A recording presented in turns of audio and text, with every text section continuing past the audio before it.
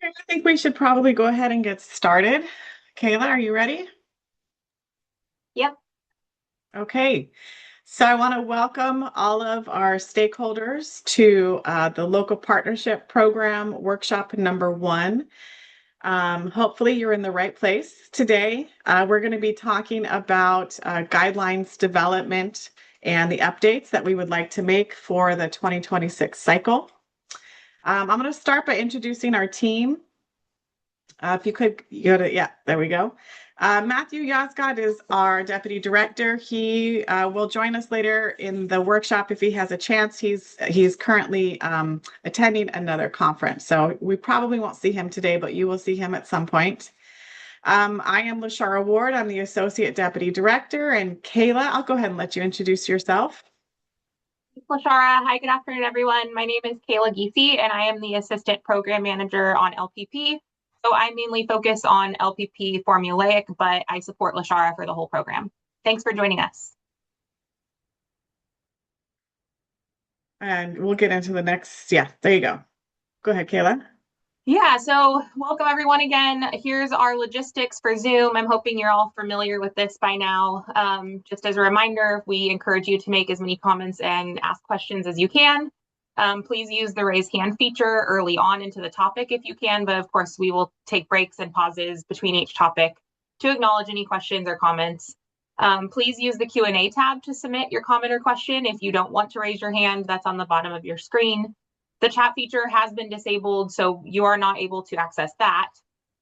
When you make your comment or ask your question, please clearly state your name and organization at the start of the comment.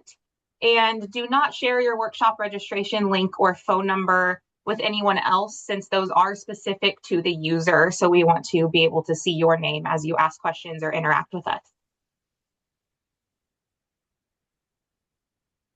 And then I think I'm on this one too. So Yeah. we'll go over the agenda quickly.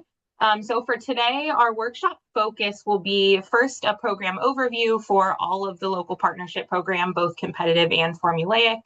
We're going to go over some lessons learned from the previous cycle. And then we'll go through the proposed 2026 cycle program timeline for both competitive and formulaic. And then we'll do some SB1 program 2026 cycle updates just in general that applies to all three programs. We'll have a little bit of a workshop open discussion on a few topics that were included on the agenda that we sent out previously and that can be found on our website. And then in closing, we'll go over some questions and comments that any attendees may have. And then we'll review our discussion and go over any action items there might be and next steps. I'll go ahead and turn it over to you, Lashara. Kayla. Okay, so the objective of the local partnership program is to provide funding to counties, cities, districts, and regional transportation agencies that have voter approved taxes or fees dedicated solely to transportation improvements. And that is for the formulaic program. For the competitive program, you can qualify for the formulaic, or you can have imposed fees, including uniform developer fees, dedicated solely to transportation improvements. The local partnership program was included in Senate Bill 1 to reward local agencies with state funds to match locally generated revenue. And so we're able to do a partnership, a state and local partnership. Okay, next slide, please. The program has appropriated $200 million annually, which is then split into two different programs, the competitive and the formulaic. We do take $20 million off the top and set that aside for agencies that have new or renewed voter-approved transportation-specific initiatives. Incentive funds that are not awarded do get rolled back into the formulaic program each August. And the incentive funds also are used to boost the competitive program, the unused ones. The remaining $180 million is then distributed to the two programs, with 40% going to the competitive program and 60% going to the formulaic program. And for the last several cycles, we've had a 2-year program. And for the 2026 cycle, we expect that that is going to be the same, although anything can change up until the commission adopts the final guidelines. Do we have any questions on that? Okay, seeing none. To go ahead, we can go to the next one. To qualify for the formulaic program, an agency does have to be self-help. In other words, the agency must have a voter-approved quarter-cent sales tax that is collected solely for transportation purposes. To qualify for the competitive program, as I mentioned earlier, an agency must have either a voter-approved tax or a locally imposed tax, toll, or fee that is dedicated to transportation. So a uniform developer fee could qualify, but a general use tax would not. Does that make sense? If not, don't hesitate to ask and just raise your hand. If you think your agency qualifies for one or both of these programs, please send us your documentation for an eligibility check. The list of documents can be found in the program guidelines for both formulaic and the competitive programs. And it's always best to do this in advance of a program deadline, so staff has plenty of time to work through it with you and follow up with questions if necessary. Okay. If you have any questions, just raise your hand throughout. You don't have to wait for a specific time. Okay, next slide, please. LaShara, it looks like we do have one question just before we move on because it's based on eligibility. Perfect. So Dustin from SACOG asked, do you have a list of agencies that qualify for formulaic or competitive already? And is that shared online? So for the formulaic program, we do have a list of eligible agencies. They are in Appendix A, I believe, right? In the formulaic. Kayla? No, it's a further down in the appendixes, but it is included. Okay. I don't remember off the top of my head, H. but it's in there. It's one of the appendixes in the 2024 guidelines. We have added some agencies since then, so that list will be updated when we release our next guidelines update. For the competitive program, we do not have a list that we have made public. But if you have any question, we do have an internal list. So definitely just reach out, send us an email. We can look it up for you. LaShara, we have a couple more questions that just came in. Okay. So from anonymous attendee, what is the total pot for LPP? So the total pot is the 200 million annual appropriation. That's where we start. Anything above and beyond that we might program is either rollover funds that were unused, possibly an agency was not able to complete their project, or funds lapsed. So this is something that we will talk about in a minute, is the time of use of funds. So that is something that you need to keep in mind, because funds do occasionally lapse and those get added back into the program for programming on additional projects. Okay. Well, Shara, just to also add to that, to clarify, because we had a question that I think was going towards this, but does that amount change each cycle? Do we have a confirmed amount yet for this upcoming cycle? That amount does not change. It is an annual appropriation of 200 million. It's in legislation. It does not change. And the LPP does not get augmentations either, at least so far, unless something changes. So 200 million is where we're at. Okay, so going into the program cycle years. So this program is not that old. It was just introduced with the SB1. So our first cycle was in 2018. We did start out with a difference in formulaic versus competitive. So it has turned into the formulaic being one cycle ahead of the competitive. So you'll see as we go through the documents that when we talk about formulaic, we're talking about cycle 6. And when we talk about the competitive, we're talking about cycle 5. And here's why. Next slide, please. So for the cycle that we have just programmed for the competitive program, this is cycle 4. The commission awarded $201.7 million to 11 projects with the 2024 LPP competitive program. And if you're following the math, As we just talked about, that doesn't quite match our appropriation, as I just described. The LPP competitive program, normally after we reduce all of the split and we take off the incentive funds, the LPP competitive program has 144 million for a 2-year cycle. But cycle 3 had 2 projects not progress into construction, and we also had unused incentive funds from the formulaic program. And all of those unused funds were then rolled over into cycle 4 and allowed us to program additional projects. So instead of being just stuck to the 144, we were able to program 201 with those recycled funds, I should say. Matched with additional federal, state, and local funds, these projects are providing 180,000 local jobs while also providing safer transportation options to travelers through improvements to rail and transit, bicycle and pedestrian facilities, and road and highway infrastructure. The projects reduce air pollution with zero emission public transit, such as battery electric buses and active transportation upgrades, including dedicated bike lanes, adaptive traffic signal control systems, and complete streets infrastructure.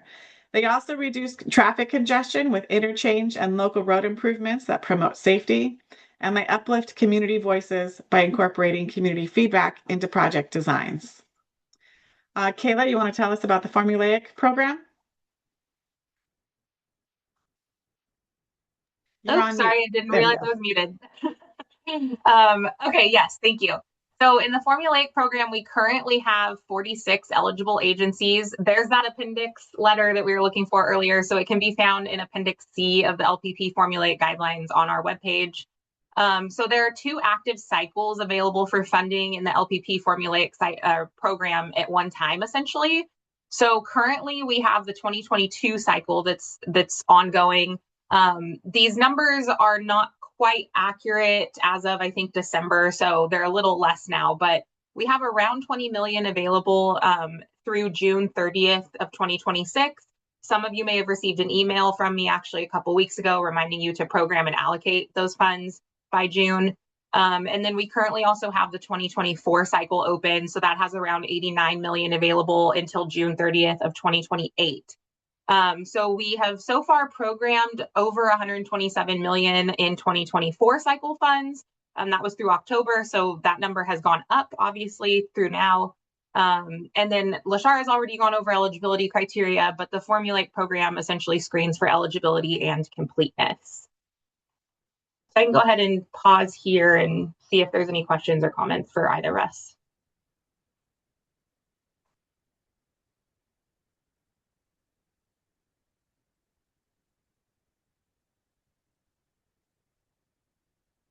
Okay, seeing none. Okay, so as we move into the 5th and 6th cycles of the local partnership program, I want to take a moment to highlight the great projects that your agencies have been building. The whole point of this program is state and local agency partnerships, and together we have updated, outdated infrastructure, increased community input, helped to protect our environment, and boosted California's economy. You all are doing a great job, and we are proud to partner with you. Sincerely. Along the way, we have also come across some areas in our guidelines that are confusing or need clarifying language, and we'll talk about some of that language later here today. In the last cycle, we added economic development, job creation, and retention to the existing cost effectiveness criteria in the competitive program. And many of our applicants missed the additional language in the guidelines when they prepared their applications, and were not as competitive as they could have been in this area. So we'd like to be sure that everyone goes back to the guidelines to review as you prepare your applications for the upcoming cycle, not only for this particular criterion, but for any of the other language additions or updates that we do in this cycle. Be sure when you're preparing your especially competitive applications that you go back and make sure that the application that you submitted last time incorporates all of the new requirements for this time.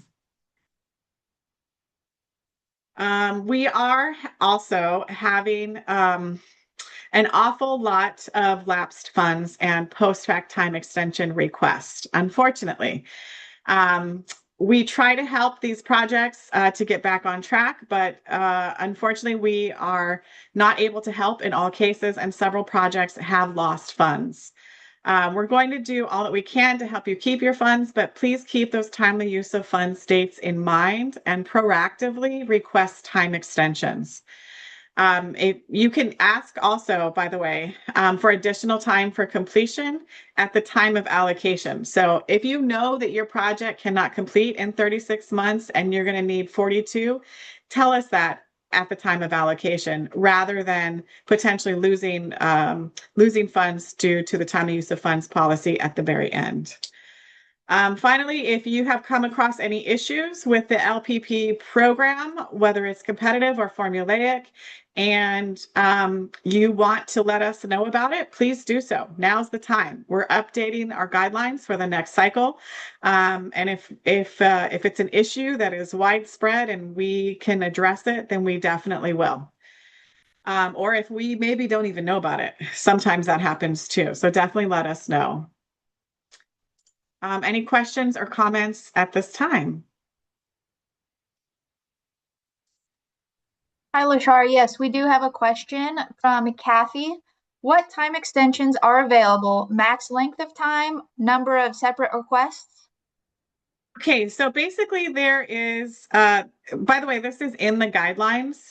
You can get a time extension for pretty much any area of the process. So the competitive program programs all of the projects at the same time. It's all part of the cycle. The formulaic does it throughout the cycle. So agencies can come in at the very beginning, or they can come in the very end and still program their funds. That's different from the competitive program. But then once the projects are programmed, then the agency will have to come in for an allocation. You have to do it within the time frame that you specified.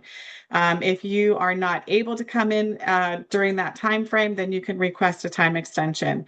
But the time extensions are for unforeseen issues that are out of the control of the agency. So these are not things like, oh, I'm on a program in 25, 26, knowing that my project won't be ready till 26, 27. But I'm just going to do that anyway because I'm optimistic. Well, that's going to really set your project up for problems in the future. If you know that it's not going to be ready till 26, 27, program it for 26, 27. And if you have some catastrophic unforeseen problem, then you can come in and request a time extension. There is a full list in the guidelines, so I'm not going to go through all of them, but basically you get one time extension per type of time extension. We do allow one time extension at I think every single step in that process. And beyond that, then we're talking post fact or amended, like second, third time extensions. We don't do that. So we will do everything we can to help you get your project through in a timely manner. Okay, any other questions? I am not seeing any, Lashara. Okay, let's move on. Okay, so this is our proposed timeline for cycle 5 for the competitive program. And we say proposed because there's flexibility in here.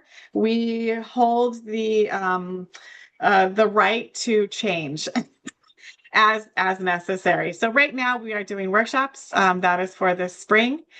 We are also beginning to open up office hours, and I'll get into a description of what that is a little bit later. This summer, we expect to adopt the guidelines at the June commission meeting is when we generally do that. And then that will, no, that's the draft. The adoption is usually August, and then that opens the call for projects. Generally speaking, the applications are due in November, late November. We try to do it right before Thanksgiving so that everyone can relax and enjoy their holiday. And then we go into the evaluation process, which, it takes from late November, early December until basically June is June 2027. We are evaluating projects and we go through a really lengthy process, which we'll talk about later. We're not going to get into the details of that today, but for the competitive process, it's very detailed. We have a lot of evaluators involved, and then we will adopt the program in the summer of 2027. Moving into the formulaic program, the guidelines development process and timeline for that is exactly the same. The difference is that in the fall, when the applications are due for the competitive projects, I should say the competitive programs, and then go into their evaluations, the formulaic program is able to actually start programming those projects as of January. So there's not the same evaluation process. The funds have already been, I don't want to use the word allocated, but they've been distributed to the different eligible agencies, and they're able to go ahead and start programming those funds right away. All right, next slide. Lashara, just really quickly before we move on, because we've had a couple of written questions about this. So I just want to give everyone the heads up. It's a little bit off topic, but the PowerPoint and other workshop materials will be available on our website after the workshop. It takes us a couple of days to get it posted, but they will be available. So I think you already have access to the agenda and the reference document that we sent out via email yesterday, I believe. But yes, the PowerPoint will be available on our website probably within the next few days or up to a week on our website.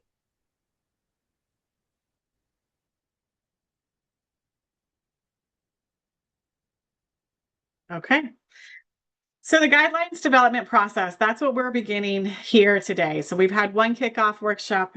Today is our workshop number 1 specific to the LPP program. The kickoff included all of the SB1 programs. So that includes the TCEP and the SCCP, as well as the local partnership. We developed these guidelines updates through a collaborative process with our stakeholders, which is why we're having these workshops. We really want your feedback. And we go through this public process to make sure that the stakeholders' needs are being met as much as possible and that the program is working for our stakeholders. The program guidelines, they govern our program development and the implementation. So everyone's on the same board. The time of use of funds policy is in our guidelines. And so everyone leading up to this point has agreed to those, and we have to be able to enforce those guidelines. Not just time of use of funds, but you know what I'm saying.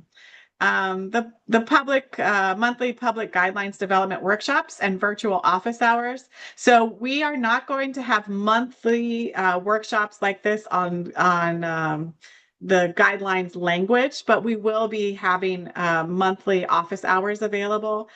For the local partnership program, we're not making huge policy changes, or we're not recommending huge policy changes. It's more about clarifying language to the existing guideline documents. And so we're probably going to have maybe 1 or 2 more workshops. We're still developing that. So be looking out for our advertisements for those.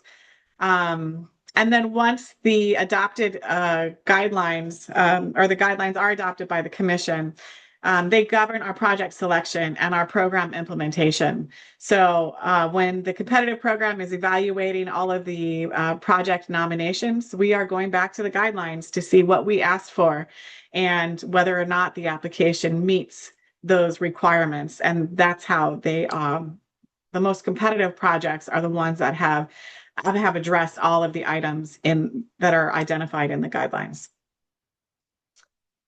Okay.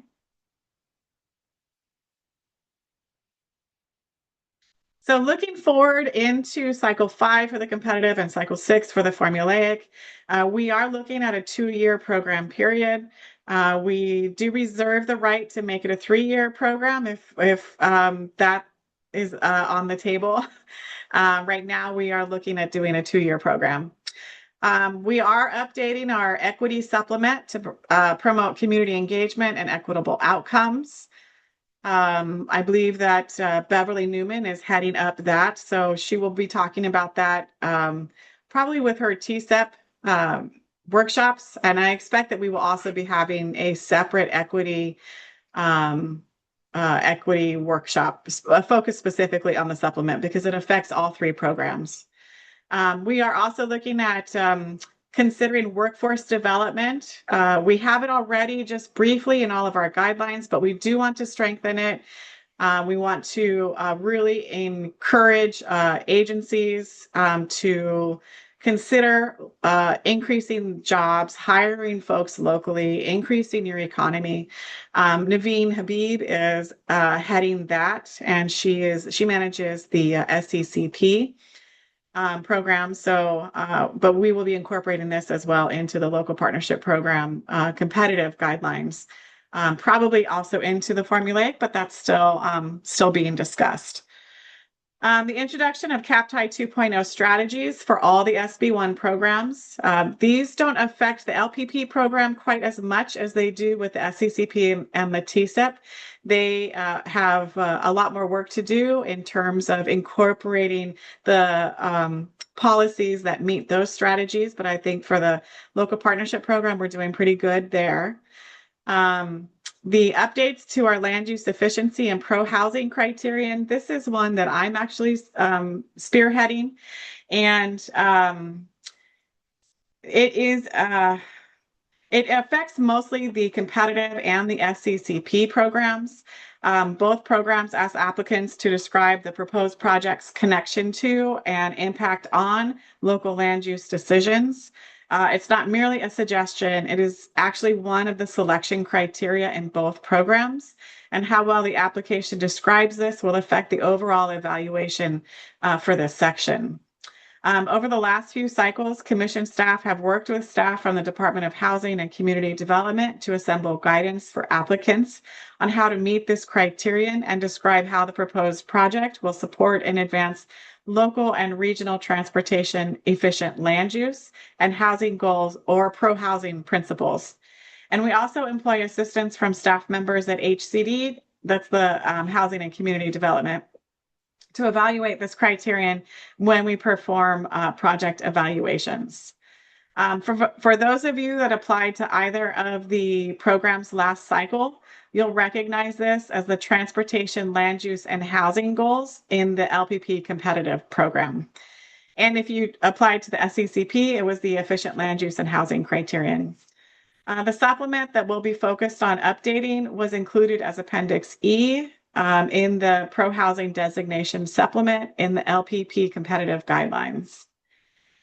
In the 2026 program guidelines, we're again working with the Department of Housing and Community Development to update the supplemental housing appendices included in the guidelines for both programs, as well as the related evaluation criteria. We want to improve the existing supplement to ensure the language provides clarity on how project applications are being evaluated and include case studies or real-world examples to help applicants assess and describe their own projects.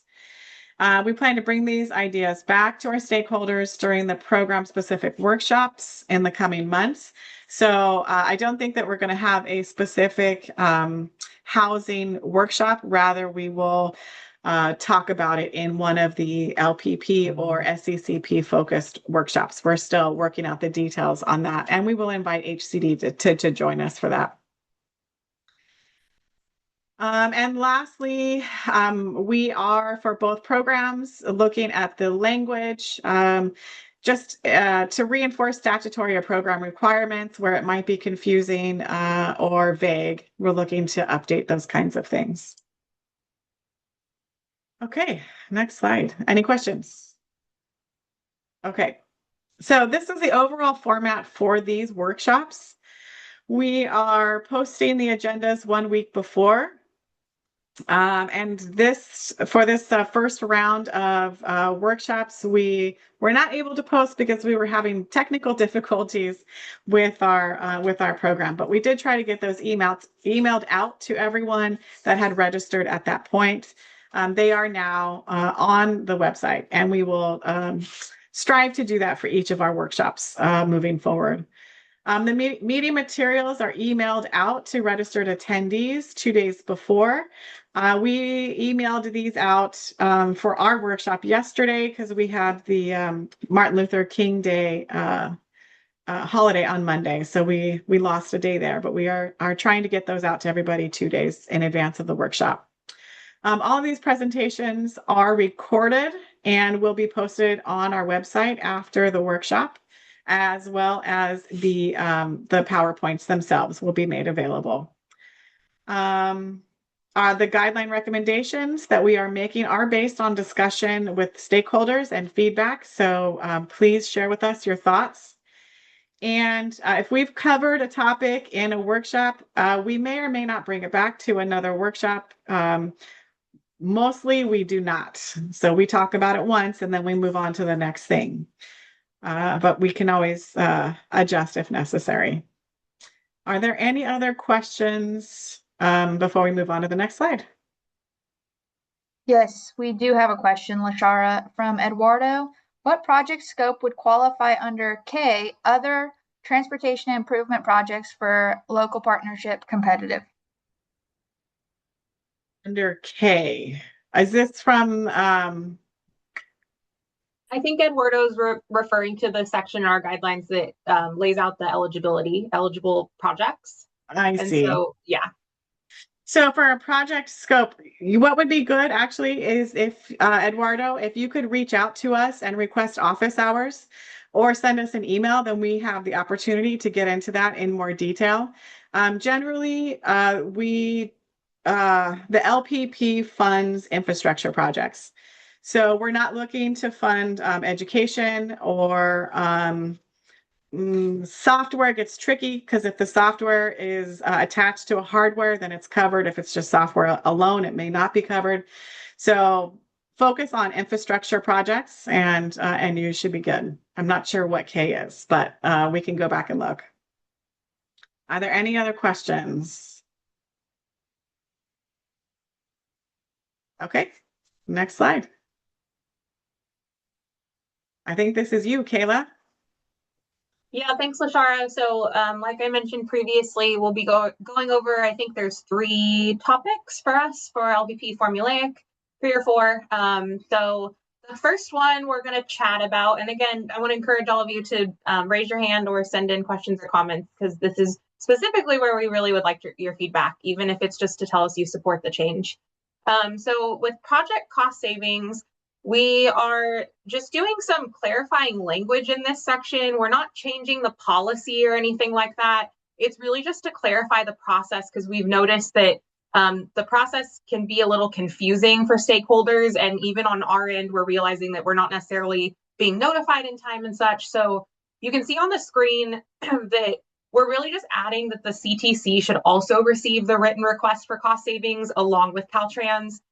So it should go to Caltrans and us. It can be in the same email. It doesn't have to be separate. Even if you just copy us on it, we appreciate it. So this is just so that we're aware that the request has actually been made, and then we can work with Caltrans on the back end to determine the next steps, which is essentially what we're doing already. And of course, we'll be in touch with you, the agency, along the way, as we always are. And then we added the second bullet that you see, really just for consistency. This is actually from the pre-con cost savings section that's down below in the guidelines. Off the top of my head, I don't remember what section it is, but it's right below this, maybe on the next page. So this is not new language. We just added it to section 23, since it's also down below. That's it for the project cost savings. So I'll go ahead and take a pause here and see if anyone has any comments or suggestions, or let us know if you support this change.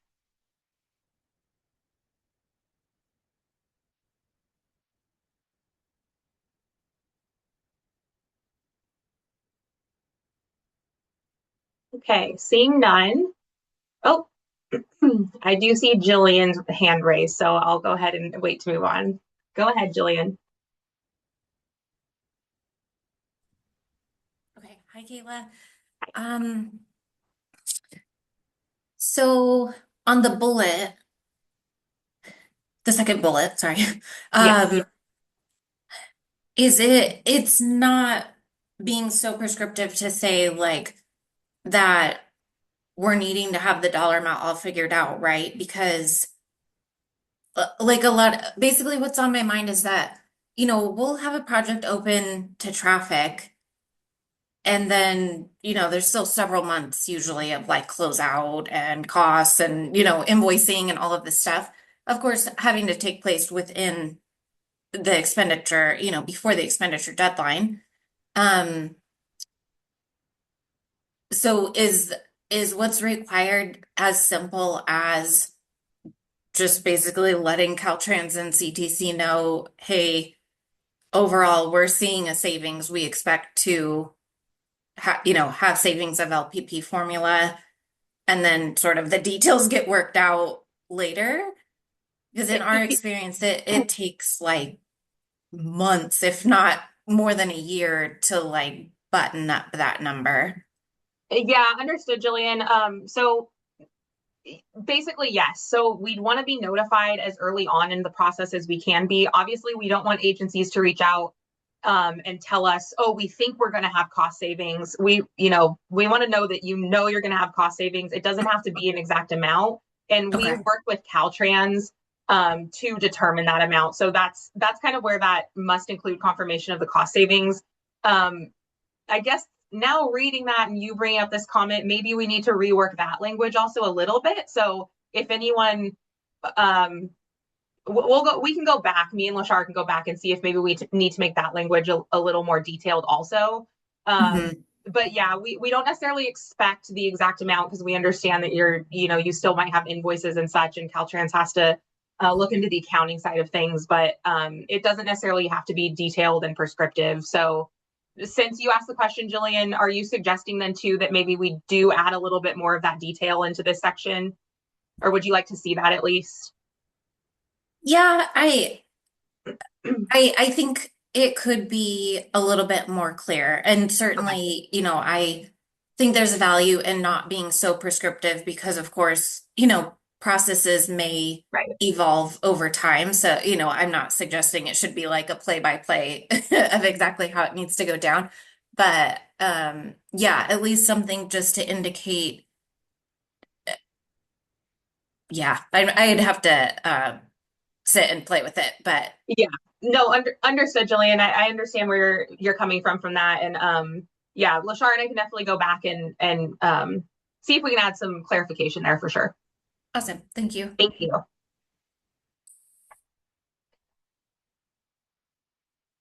Okay, I think I see one more hand raised. Go ahead, Lewis. Hi, can you hear me? I think I can. Yes. Okay. Lewis Zhao with OCTA, just kind of going off what Julian asked. So you're saying here to be notified in writing. Are you looking for like a letter or will an email or something suffice? Because I think if you're going to clarify this, it's probably good to clarify that too as well, of how formal you want that to look like. Yeah, thanks for the suggestion, Lewis. Currently, the policy is just email. That's sufficient for us. So we can definitely take that suggestion back and work the language into that too. Thank you.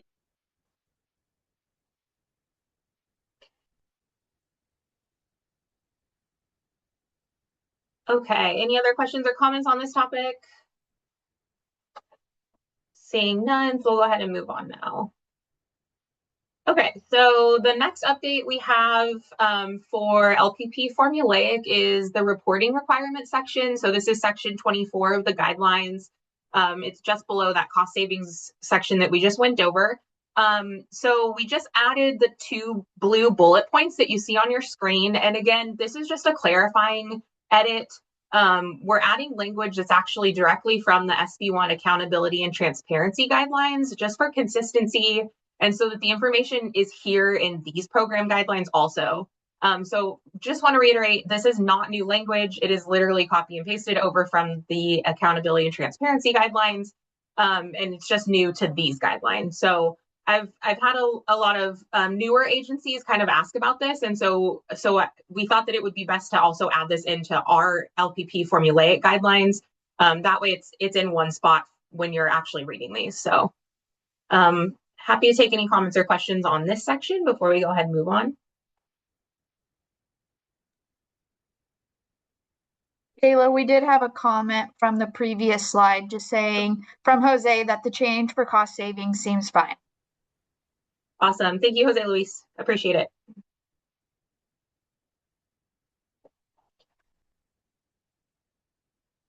Okay, I will go ahead and move on to the next topic. So this next one is kind of more so of an open discussion. We really would like to know your feedback on this one, especially. So we kind of wanted to preview what we're working on and thinking about on putting together some kind of document to lay out when nomination packets for LPP formulaic should be submitted to us in order to program new funds. So on the screen is the prep calendar that Caltrans distributes. Hopefully most, if not all of you, are familiar with this. And this determines, we typically use this as kind of a guidelines for ourselves to determine when the nomination packet, when you should submit it to us. In general, ideally, we do like to receive the nomination packet 60 to 90 days in advance. That's, like I said, that's very ideal. That does not happen most of the time. And it very much depends on our next commission meeting workload. So would an LPP formula programming schedule be helpful to you? Do you just like using the prep calendar? Would you like to have specific deadlines actually laid out for you in a separate document? We wouldn't be putting this into the actual guidelines document per se, but it would probably be some kind of standalone schedule that we would put on our LPP formulaic webpage. So would love to hear your thoughts on this, even if you don't want to see one. We want to hear whatever feedback you might have.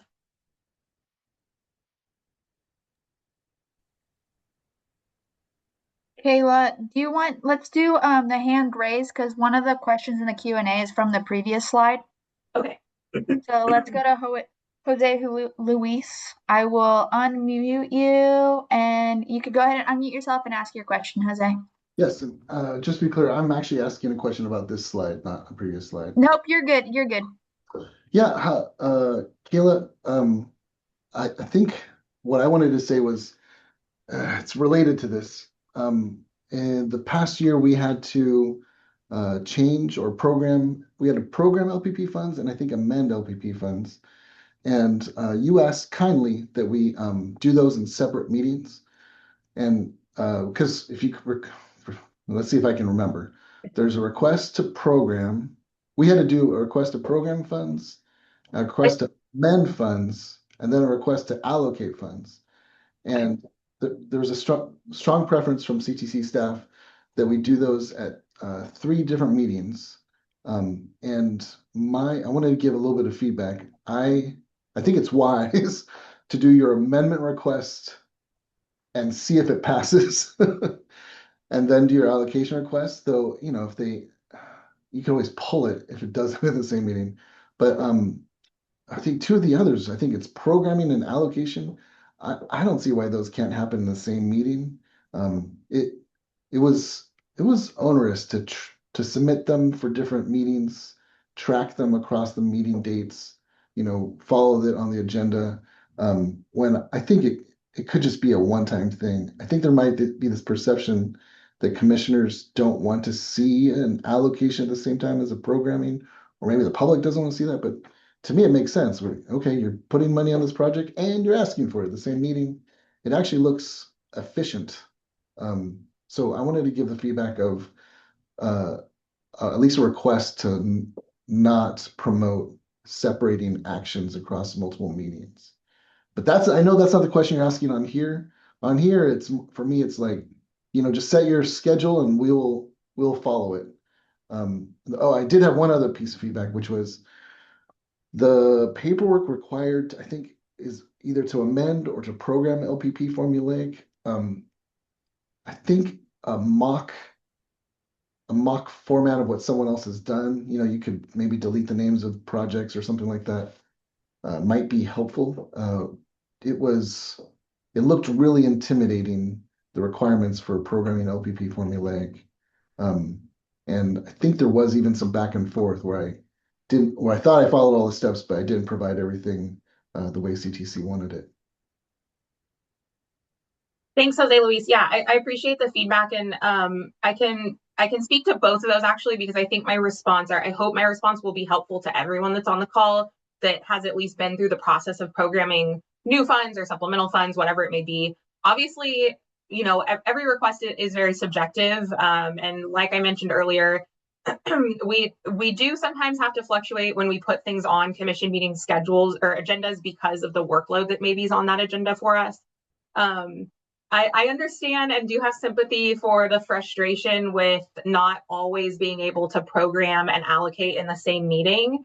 The reason why we try to avoid that, actually, it doesn't have to do with the commissioners or public perception.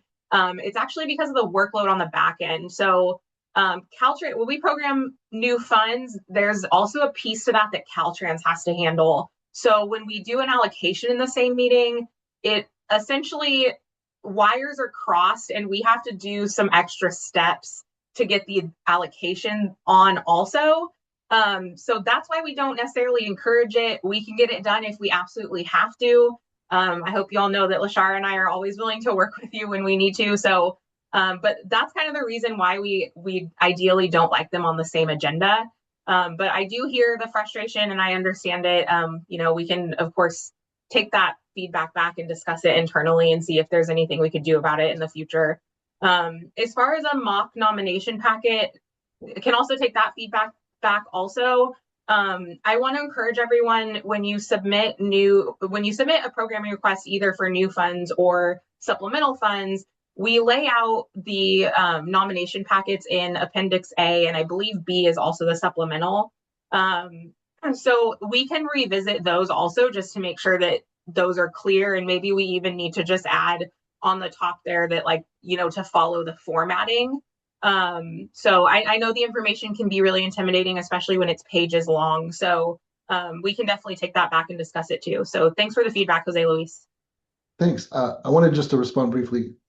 For us, it was no trouble. It was not that much of a trouble separating across the meetings because we weren't in a rush, right? But if we were in a rush, I might have asked. I gotta think I gotta think there's an opportunity, especially if you're asking for paperwork like 60 or 90 days in advance, for Caltrans to do some simultaneous processing, especially if they know that an allocation's coming. But something to look into. The template. I have one more reason for a template is because this happens every 2 years, because your average planner turns over, 3 to 4 years. It's entirely possible that like half of your audience, it'll be their first time submitting an LPP nomination request. And so, anything we can do to make it easier for new planners, I think comes in handy. Thank you. Lashara, I saw you came off mute, so. No, I was just gonna go back to Jose Luis's comment about Caltrans, and although we recognize that the paperwork is submitted early, until the project is programmed by the commission, they can't enter the project into their systems like CTIPs. They can't enter the project unless there's been commission action to create the project in their system. And so it becomes hard to allocate funds to a project that doesn't exist. They're not able to go in to make sure that the funds are allocated correctly, that they're programmed correctly, that all of the steps in the process are there before the allocation, before the money leaves the house. We want to make sure everything is lined up, if that makes sense. So anyway, that's where that's coming from. So yeah, I'll just back up. Kayla, you could take over. Leanne, do we have some more questions? We do have a few people in support, so I'm just gonna go ahead and read them real quick. So Jacqueline says, yes, that would be helpful. And then Julian as well says, I support CTC developing a schedule for nominating and programming LPP formulaic. We would just work backward like we do for other items we submit to CTC, and hopefully will not jam up the CTC staff so much. Awesome. Thank you for the support.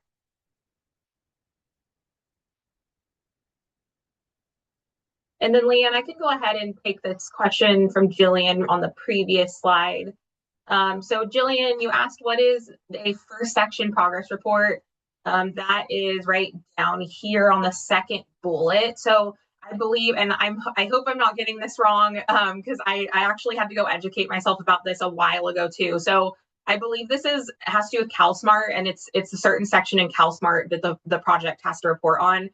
Competitive programs have to report on like a second and third section, I believe. Whereas formulaic, because they don't have to adhere to those milestones type deadlines, it's just the first section. So it's like a snapshot of the project, I think.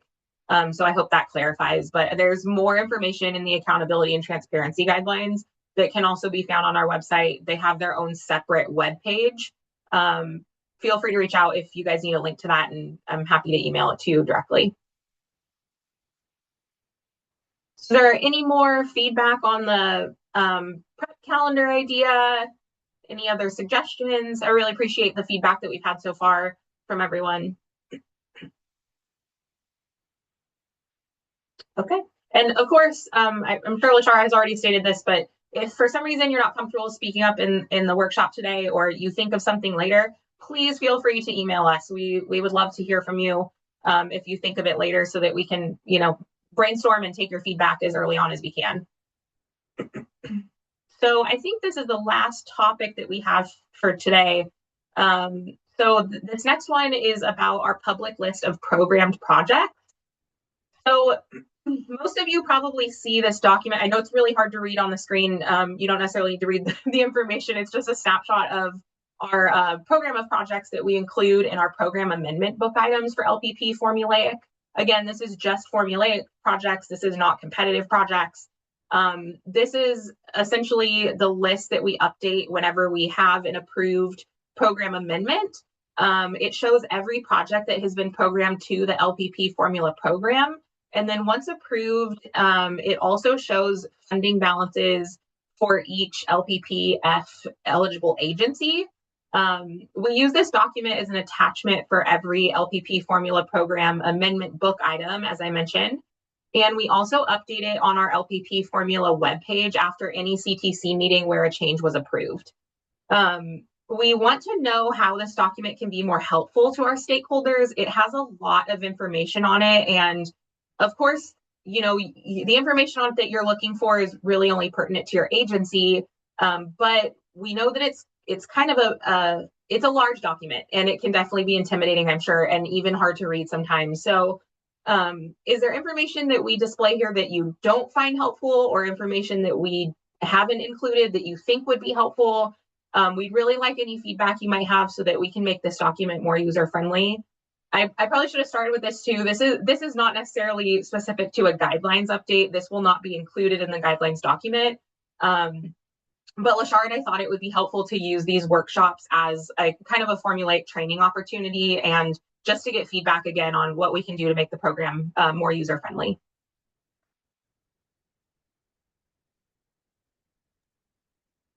Kayla, it does look like we do have a raised hand. Okay.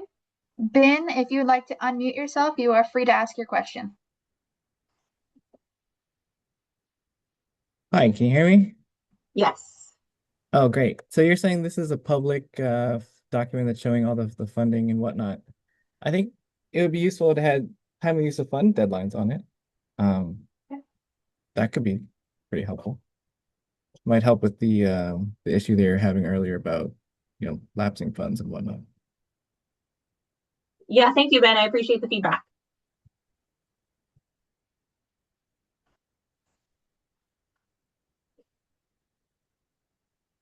Anyone else, or does anyone find this document to be helpful and you would like to see it not change? Or I have a follow-up to Ben's question. So if we were to post the time of use of funds dates, how do agencies feel if they have lapsing funds like made public? Because everybody would see this information.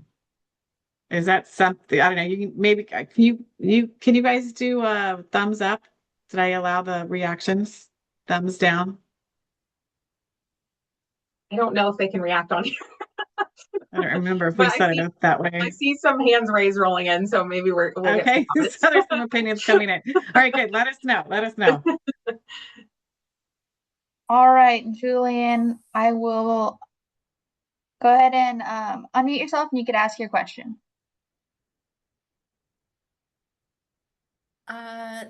So I have a couple pieces of feedback.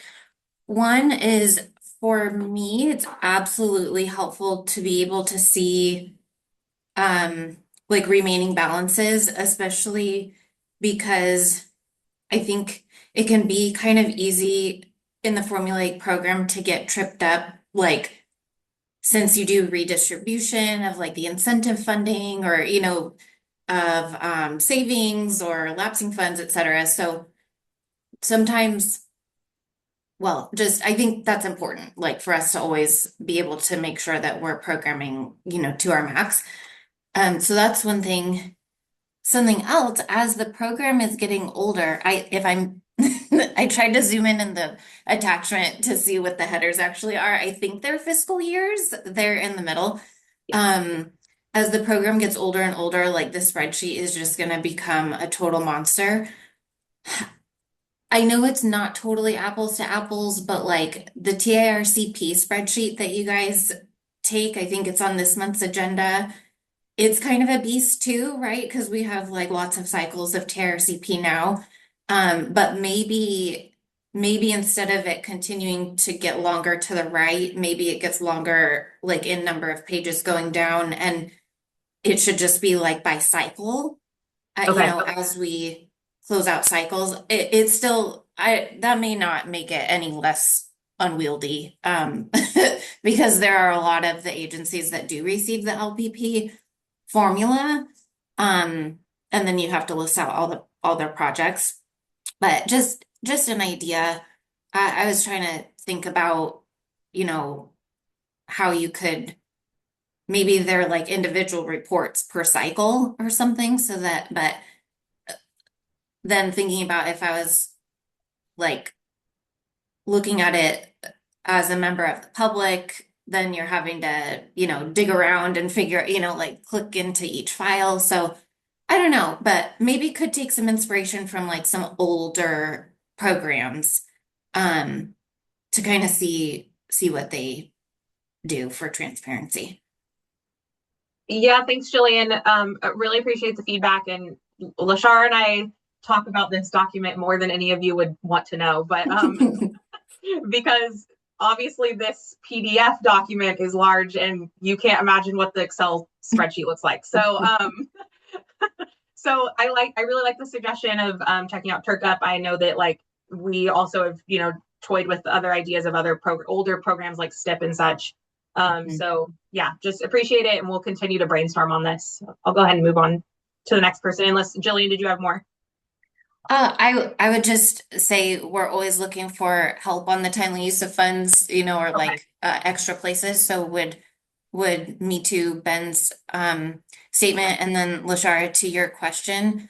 I mean, shoot, if a member of the public is able to give me a heads up that I have a timely use of funds deadline coming up, I would welcome the opportunity to jump on that. The more eyes, the better.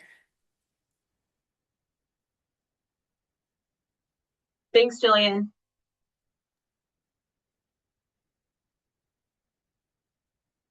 All right, we do have a couple more hands. Jose Luis, you are free to unmute yourself and ask your question.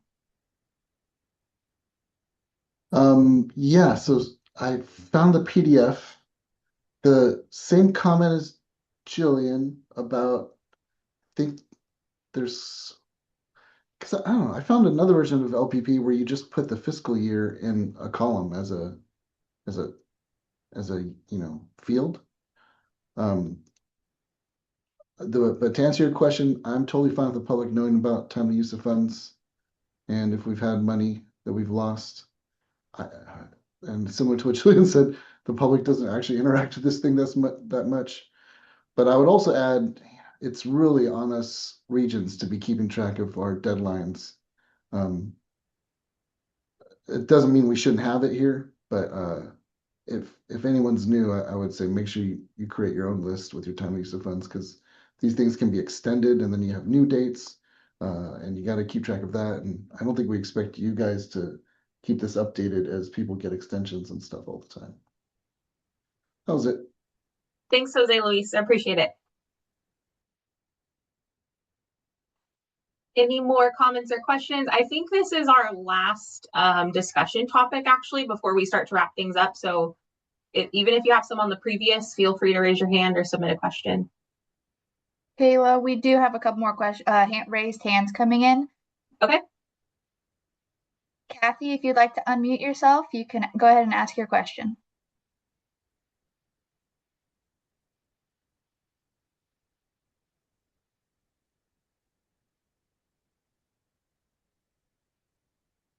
Kathy, you have the ability to unmute yourself and ask your question if you'd like. Great, I found the button. Thank you. Perfect. So my question had to do with a past project for which we received 2018 Cycle 1 LPP formulaic funds. So we completed our project 2 years later. It was constructed. 2 years after that, we were audited by Caltrans. And we were asked to demonstrate that we met the benefits as stated in the baseline agreement. And we informed the auditor that we didn't have a baseline agreement because formulaic doesn't have that. And I would just say, I just want to provide feedback that the Caltrans auditors seemed easily confused. And they came back and forth many times. They asked us for our VMT analysis, and VMT wasn't required in 2018. So my general comment would be that just knowing that agencies will be audited, maybe just keep that in the back of your minds when preparing guidelines or agreements, that in the end, we spent an enormous amount of time going through an audit. And the audit, we didn't have any further correspondence. It took 2 years of the audit. Caltrans didn't get back to us for 2 years. And then just yesterday, they notified us that the audit was canceled. So there was something of a big mess, and just wanted to let you know that this happens to agencies. I know it's not, your group performing the audits, and maybe there's other issues with that auditing group, but just something, I like to share and to keep in, the back of your mind. There was one more component to that, in that those auditors kept asking us to demonstrate that we met the benefits stated in the baseline agreement. And we said we didn't have a baseline agreement, so we didn't have stated benefits. I don't know if that's changed because that was the first cycle. And they said, we're required to demonstrate this. And I think it became difficult. We just gave some general benefits, like we improved air quality, or we made it safer for pedestrians to have accessible walkways. And they said, well, you have to demonstrate it measurably. And this became very hard. And I don't know if, I just want to put this out there, something to think about, is that when auditors come and say, demonstrate measurable outcomes for the benefits, that was very difficult to be tangible. And I don't know if there could be any, I don't know if in recent years there's been help in defining that. But I wanted to share that as well. How do you demonstrate, show a measure that pedestrians can have a more accessible path? Well, how do you measure that? And then we asked questions, and they said, well, that's up to you. And so it just took a lot of our agency's time. And I just thought I would share that some of the things that will come back to us consumed a lot of our agency's money that could have been spent towards infrastructure. So I just wanted to share that. And that was all. Kathy. Yeah, thank you for that. I had not heard that kind of experience before, so I appreciate you sharing that with us. I'm not sure, I'm not sure how much that has changed since the first cycle. I know that the guidelines have changed a lot since cycle one. I've only been around for the last 2 cycles. But I'm going to take this back and look at what we have in our guidelines for the outcomes and the benefits. Yeah. And there's the outcomes and the outputs, and see if we can. I don't know if we can, but I'll look at it and talk to my management and see what we can do. Okay, No thank you. promises, but thank you for sharing that. Yeah, and just to add to Lashara's comment, Kathy, I know EPPRs have very much evolved over the cycles. So I think EPPRs probably capture a lot more details now. So yeah, but I appreciate you sharing your experience too. Thank you. It looks like we still have a couple more hands raised and questions, Leanne. Yes. So let's go to the hand raised. Lewis, if you would like to unmute yourself and ask your question, you are able to. Yeah, I want to support kind of Kathy.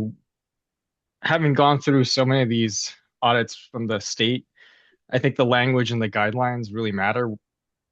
Even small terms like demonstrate this benefit, they're going to really hone in on that, and we have to be very careful with the way we craft that language.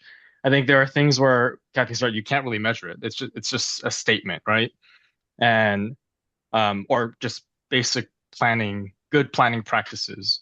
And that's something that's going to be very hard for, I think, an auditor to grasp. And we have to be very careful with the way we word things in the guidelines. I don't know if it's incumbent on the rest of us to take a look at it, see if there's ways we can sort of recraft some of that language, but it's something to keep in mind as we're updating these guidelines. Thanks.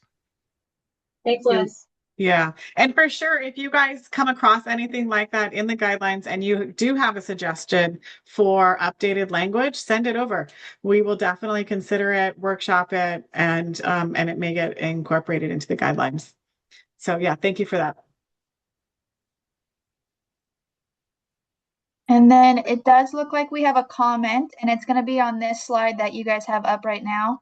It's from Patricia. One idea to keep the number of fiscal year columns under control is to have a prior column like PPRs do. Then maybe if agencies really needed to know early year details, they could call CTC staff or check CTIPs or EPPRs. Yeah, thank you, Patricia. That's a great idea. Yeah. Yeah, we had discussed that as well. Well, I suppose it would just be on a project by project basis as to the benefit of keeping the historical part of it. But yeah, I like that idea, Patricia. Thank you.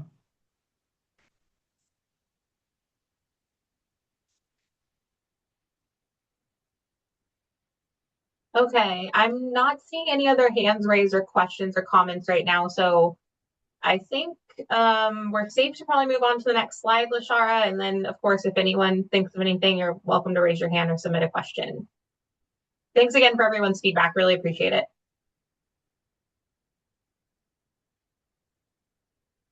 Okay, so for future workshops, we do have LPP specific, and then we have the SB1 workshops for all 3 programs.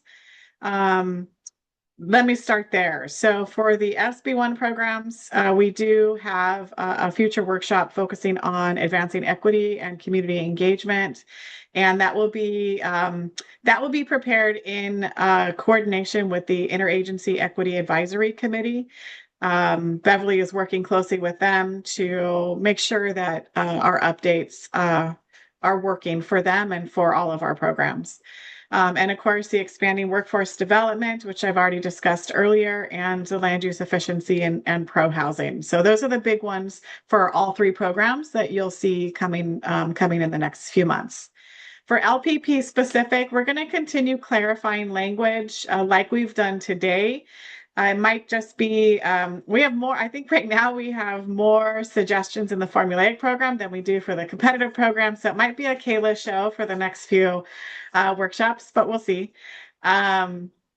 But things that we're looking at are the different delivery methods. We have a lot more progressive design build projects coming forward than we've had in the past, and our guidelines are really vague on that, and we have a lot of questions back and forth. So we are looking at clarifying what we'd like to see for the different delivery methods. The process for cost savings, did we just cover that today? We might have. Somehow that ended up back in my list. I apologize for that. We also have some recommendations or suggestions for some of the restrictions that we have on our competitive programs. These we're working on those ideas internally to see if they are viable, and if they are, then we'll bring them back to our next workshop to gather input from you all. But they're not quite ready because I haven't had a chance to fully vet those different ideas yet. But we're also open to any other workshop ideas that you would like to discuss. So if you have any ideas right now, please raise your hand like people have been doing so far, or reach out to us by email. And we will consider your recommendations and suggestions, and possibly bring them back into a workshop if it's something that we think that we could possibly incorporate into our future guidelines. Okay. Okay, so office hours. So we are gearing up for the office hours. They will be held between February and May. I have already set aside some time on our calendar for the office hours, so we're getting ready for you guys. We have a registration document, a form that has been prepared, but I don't think it's been posted on the website. So keep your eyes open because we are very close. It will be on the website kind of any minute. These office hours are 30-minute appointments where you get to meet with program staff directly, and it's just your agency and us. So for LPP, it would be Kayla and I. And you're welcome to talk about formulaic projects as well as competitive projects. These are closed. They are virtual sessions. You can also do this, by the way, with LPP and SACP if you're interested in applying to those programs. Appointments are reserved on a first come, first served basis, but of course we are happy to adjust so that everyone has an opportunity to meet with us, and we'll adjust our schedules. We are looking to focus on specific projects or the application process, but we are wanting to discuss the guidelines development in this workshop format as opposed to the office hours. So we'll reserve the office hour times to talk about the process, your applications, your projects, that kind of thing. And when the form is ready, it will be on our program specific webpage, and that's what this link is here. It's just to our LPP page that's for both programs, and you'll find that there relatively soon. Any questions on office hours? Okay. Next slide. Leanne, I think you were keeping track of our action items, or was that Alicia? Would you mind spelling out any action items? So I only have the second half list. I do not have the first half. That was Okay. Celeste had those. If she's still on, Yeah, she can go through this. Okay. Yeah, I'm on. Okay, so for project cost savings section 23, I noted possibly going back and rewording this section and adding detail based on Jillian's comment, add clarification on how the CTC wants to be notified. Slide 23, meeting prep calendar, Jose Luis's comment promoting wanting to have the allocation and adopted request at same meeting for more efficiency. And then the public list of programs, slide 24, the timely use of fund dates recommendation, adding that, the remaining balances comment. And then Patricia added a comment as prior column, like the EPPR, I believe is what she said. And then I just have 2 notes to add to that. The portion in regards to Caltrans auditors being confused in regards to the requirements for the different portions of LPP, so formulaic versus competitive and what's required. And then that also you and Kayla were going to look at prior iterations of guidelines for contradicting requirements of what's mandated between now and then back then, to see if there's any sort of clarification language that can be made moving forward. And then the aspect about outcomes and benefits, those that are not necessarily tangible or measurable, and how that impacts agencies when it comes to trying to prove those sort of outputs and outcomes or benefits, and then the cost impact that that has on them as well.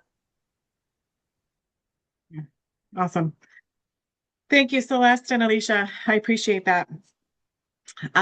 So we will follow up with those items, and thank you all for sharing your opinions, your experiences, your ideas. It's really, really valuable and helpful for us as we move forward with this guidelines update. The next steps is we will have workshop 2. Like I said before, we're still developing the schedule for those workshops. And I'm not sure if we're going to have one in February. We might. If we do, it will be late February. Otherwise, we'll have our next workshop in March. And I think that is it. Are there any lingering questions for us?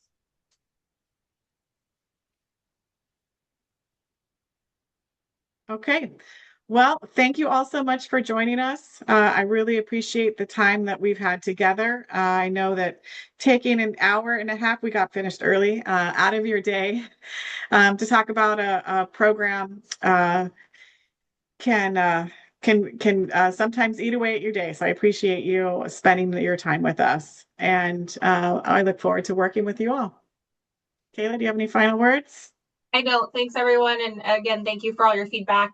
Feel free to reach out to us via email if you think of anything else about the topics that we talked about today. So thanks for joining, and we will see you on the next one.